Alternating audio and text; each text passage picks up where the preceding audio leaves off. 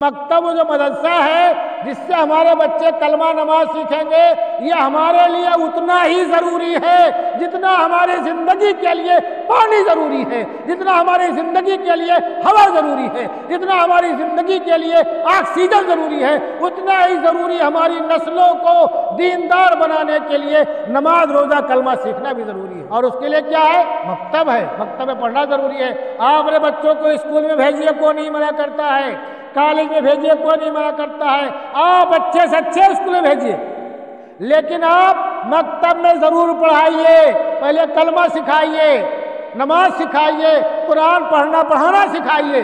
تو آپ لوگوں نے جو ہمت کی ہے، جو کوشش کی ہے، یہ بہت مبارکباد کے مستحق ہیں آپ لوگ۔ آپ کے بعد سے لے کر کے قیامت تک جتنے بچے سیکھیں گے سب میں آپ کا حصہ رہے گا نیکی میں۔ دھیان رکھو، اگر کوئی نیک کام کرے یا کسی نیک کام کی طرف کوئی رہبری کر دے تو جو نیک کام کرے گا اس کو جتنا ثواب ملے گا، رہبری کرنے والوں کو بھی اتنا ثواب ملے گا۔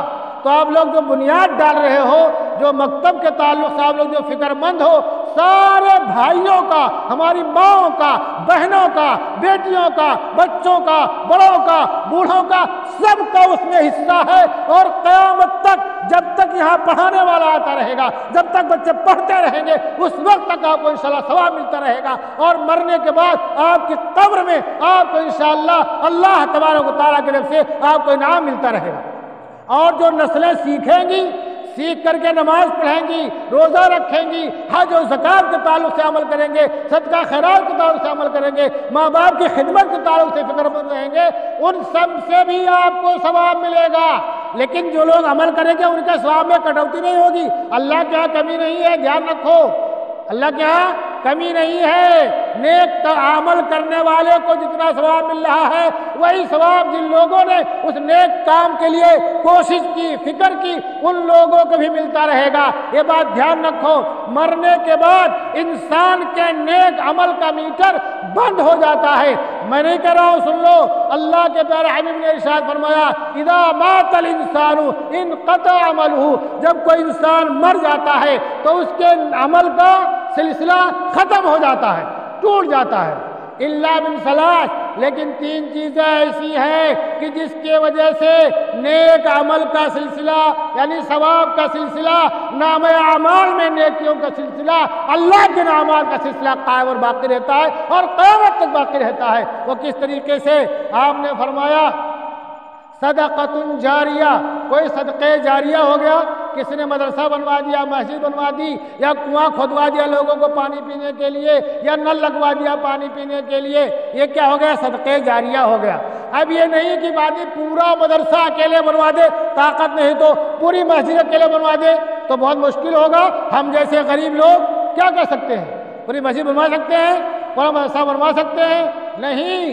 اللہ کے پیارے حبیب کا ارشاد سن لو، مسجد کے تعلق سے جو آپ کا فرمان ہے وہی ہر جگہ آپ اس کو سوچ لو۔ آپ نے کیا فرمایا؟ آپ فرماتے ہیں جس نے مسجد بنائی اللہ تعالیٰ اس کے لیے جنت میں گھر بنائے گا۔ اب سوچے گا ہمارا غریب، ہم جیسے لوگ کیا کریں؟ مزدوری کرتے، دیہڑی کرتے، ہم تو 2 4 10 سیٹ دینے کی طاقت خالی رکھتے ہیں، یا جا کر کے اینٹ اٹھا کر کے ادھر ادھر رکھ سکتے ہیں، اس میں ہم مالی کر سکتے ہو، کیا کر سکتے ہو، ہمارا پیسہ ہمارے پاس نہیں ہے۔ تو اللہ کے رسول کیا فرماتے ہیں کہ مفحص قطاۃ، اگر کس نے ایسے مسجد کے بنیاد کے تعلق سے، بنانے کے تعلق سے، قطاۃ ایک بہت چھوٹا پرندہ ہے جو گوریا سے بھی چھوٹا ہوتا ہے، میں نے دیکھا نہیں عربی کا لفظ ہے، جو گوریا سے بھی چھوٹا ہوتا ہے، اس کا گھونسلہ بہت چھوٹا ہوتا ہے۔ تو اللہ کے پیغمبر نے ارشاد فرمایا جس نے حصہ لیا مسجد بنانے میں، قطاۃ یعنی چھوٹے پرندے کے گھونسلے کے برابر بنانے میں حصہ لیا، تو اللہ تبارک و تعالیٰ اس کو، اس کے لیے جنت میں گھر بنائے گا۔ جو پوری بنائے گا اس کے لیے بھی، اور طاقت نہیں ہے جو خالی ایک اینٹ رکھ دے گا، ایک اینٹ کا پیسہ دے دے گا، ایک اینٹ کے برابر حصہ لے لے گا، تو اللہ تبارک و تعالیٰ اس کے لیے بھی جنت میں گھر بنائے گا۔ تو میں یہ کہہ رہا تھا جب آدمی انتقال کر گیا تو اس کا نیک اعمال کا میٹر بند، لیکن 3 چیزوں سے جاری رہتے، کیا؟ صدقہ جاریہ، مسجد بنا، مدرسہ بنا، اس میں حصہ لیا، یا نیک کام کی شروعات کر دی، فکر مندی کے ساتھ، اچھی نیت کے ساتھ اس میں حصہ لے لیا، تو صدقہ جاریہ ہو گیا۔ آپ لوگ جو کچھ کرنے جا رہے ہو، اس میں آپ حصہ لے رہے ہو، انشاءاللہ قیامت تک پڑھنے پڑھانے والے جب تک زندہ رہیں گے اور جب تک لوگ وہ پڑھنے پڑھانے والے نیک عمل کرتے رہیں گے سب کو ثواب ملتا رہے گا، اور انشاءاللہ جنت کے باغ مطلب قبر میں آپ کے درجات بلند ہوتے رہیں گے۔ دوسری چیز کیا ہے؟ او علم ينتفع به، یا کوئی علم چھوڑ کر کے گیا کہ جس سے لوگ فائدہ اٹھائے۔ تیسری چیز کیا ہے؟ ولد صالح يدعو له، آدمی مر گیا نیک اولاد چھوڑ گیا جو کہ اس کے لیے دعا کرتی رہتی ہو۔ جب نیک اولاد دعا کرتی رہے گی تو اللہ تبارک و تعالیٰ اس کے اعمال میں بڑھوتری کرتا رہے گا، اور اس کے مغفرت کے ذرائع اللہ تعالیٰ پیدا کرتا رہے گا، اس کا درجے بلند ہوتے رہیں گے، اور اس کی قبر میں جنت کی ہوائیں چلتی رہیں گی۔ یہ کیا ہے؟ نیک اولاد۔ کیا ہے؟ تین چیزیں جس سے میٹر چالو رہتا ہے، ایک صدقہ جاریہ، ایک علم، تیسرا نیک اولاد۔ تو آپ کی اولاد نیک کب ہوگی؟ جب کہ وہ الف با سے پڑھنا سیکھے گی تب نیک ہوگی۔ اب آپ کوشش ہی نہ کرو تو اب اس کے لیے کیا کیا جا سکتا ہے؟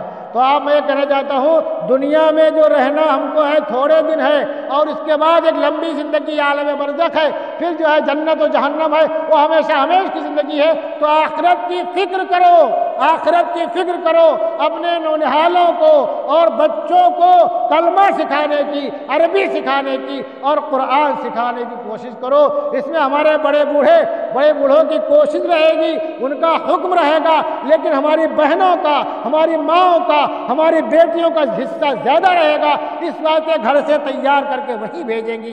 بھائی شوہر چلا گیا کھیت میں کام کرنے کے لیے، دکان پہ چلا گیا، بھائی چلا گیا کہیں سامان لانے کے لیے، تو بچے کو کون بھیجے گا پڑھنے کے لیے؟ ہماری ماں بھیجے گی، ہماری بہن بھیجے گی، ہماری بیٹیاں بھیجیں گی۔ تو ہماری بہنوں اور بیٹیوں کا حصہ زیادہ اس میں رہے گا۔ اس لیے میں نے کیا کہا؟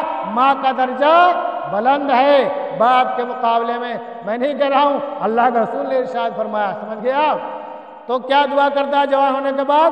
اللہ کا شکر ادا کرنے کی توفیق مانگتا ہے، اور پھر کیا کہتا ہے؟ وَالْعَامَلَ صَالِحًا تَرْضَىٰ، کہ میں ایسے کیا اللہ کیا کہہ رہا ہے کہ وہ جب جوان ہوگا تو کیا دعا کرے گا؟ ہمیں ایسے نیک اعمال کی توفیق عطا فرما کہ جس سے تو خوش ہو۔ تو یہ کب بچے ہمارے کریں گے؟ جوان ہونے کے بعد، جب شروع سے سیکھیں گے تب کریں گے۔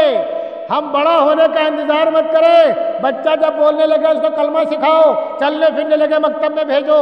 بچے اگر گہموس سمجھتے ہیں، پیشاب پاخانہ سمجھتے ہیں تو ان کو مکتب میں بھیجو، ان کو مسجد میں بھیجو، تاکہ مانوس ہو بچے، پڑھنے کی فکر ان کے اندر پیدا ہو، شوق پیدا ہو، حوصلہ پیدا ہو۔ ان کو انعام بھی دو، گھر میں ٹافیاں بھی ان کو دو، ان کو اسپیشل چائے بھی پلاؤ، ان کو اسپیشل بٹر بھی کھلاؤ۔ پڑھ کر کے گھر پہنچے تو خوشی میں، یہ تمہاری مغفرت کا ذریعہ بنیں گے، تمہاری نسلوں کو ایمان پر باقی رکھنے کا ذریعہ یہی بچے بنیں گے انشاءاللہ۔ اور آگے اللہ کہہ رہے ہیں، کیا کہتا ہے اللہ تعالیٰ؟ کہ آگے اور کیا دعا کرتا ہے سن لو میرے بھائیوں۔ آگے وَأَصْلِحْ لِي فِي ذُرِّيَّتِي، یہ تو کیا ہو گیا؟ اپنے والدین، اپنے لیے، ماں باپ کے لیے، اور پھر نیک اعمال کی توفیق مانگتا ہے۔ اب آپ کے پوتے پوتیوں کے لیے بھی دعا مانگ رہا ہے۔ کس لیے مانگ رہا ہے؟ جو آنے والے پوتے پوتیاں جو آنے والی ہیں دنیا میں، یہ آ چکی ہیں، نواسے نواسیاں جو آنے والے ہیں یہ آ چکے ہیں، ان کے لیے بھی دعا مانگ رہا ہے۔ کیا کہتا ہے؟ وَأَصْلِحْ لِي فِي ذُرِّيَّتِي، اے اللہ میرے لیے میری نسلوں میں بھلائی پیدا فرما، میرے لیے میری نسلوں میں صلاح پیدا فرما، فلاح پیدا فرما، بھلائی پیدا فرما۔ کتنی بڑی بات ہے، کتنی بڑی بات ہے۔ اللہ تبارک و تعالیٰ نے سورہ احقاف کی ایک ہی آیت میں سب کو جمع کر دیا، اور آخر میں پھر کیا کہتا ہے؟ انی تبت الیک وانی من المسلمین، اے اللہ میں تیرے حضور توبہ کرتا ہوں، وہ تیری طرف متوجہ ہوتا ہوں، وانی من المسلمین، اور اے اللہ میں فرما برداروں میں سے ہوں۔ تو اللہ تعالیٰ نے ایک ہی آیت میں بہت سی چیزوں کو بیان کر دیا۔ ماں باپ کے ساتھ بھلائی کرنا، اور ماں کا تذکرہ خاص طور سے ہوا، اور پھر بعد میں جوانی کے بعد جو دعا مانگے گا اس کا تذکرہ، پھر اس نے جو نیک اعمال کی مانگے گا اس کا تذکرہ، پھر اپنے نسلوں کے لیے مانگے گا اس کا تذکرہ، بہت سی چیزوں کو جمع کر دیا۔ اگر آپ دیکھو تو وہ تمام چیزیں سب کی سب ہمارے کام کی ہیں۔ ہمارے جو نوجوان ہیں ماں باپ کی قدر کریں، ماں باپ کی قدر کریں، اور ہمارے وہ لوگ جو جوانی کراس کرنے والے ہیں وہ اپنی نسلوں کی فکر کرتے ہوئے ان کے لیے بھی دعا کریں، اور اپنے نیک اعمال کے لیے بھی دعا کریں، اور اپنے والدین کے لیے بھی دعا کریں۔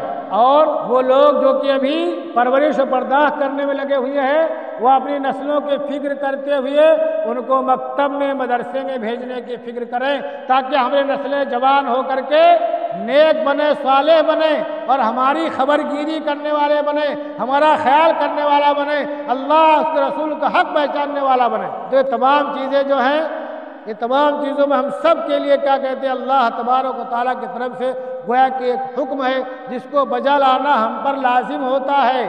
اور کب بجا لائیں گے؟ جب کہ ہمارے چھوٹے چھوٹے بچوں کی فکر کریں گے تب، فکر کریں گے تب۔ تو بچوں کی فکر کیجئے، ان سے غفلت نہ برتیے، ان سے غافل نہ ہوئیے، ان سے بے خبر نہ ہوئیے۔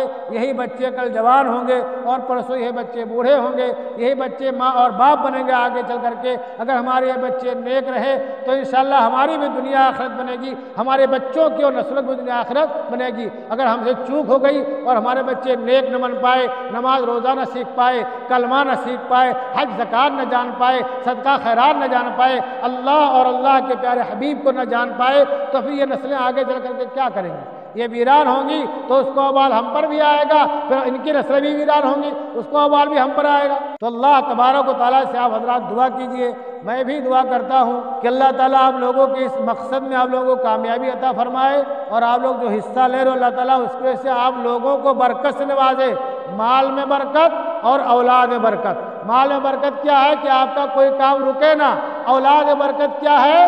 اولاد میں برکت کیا ہے کہ آپ کا اولاد نیک ہو، خدمت گزار ہو، آپ کے ہر حکم کو بجا لانے والی ہو، اور ڈھیر سارے لوگ ہو، لڑکے لڑکیاں، پوتے پوتیاں، نواسے نواسیاں، اللہ ہمیشہ گھروں کو ہرا بھرا رکھے، آشاد رکھے اور آباد رکھے۔ وما علینا الا البلاغ۔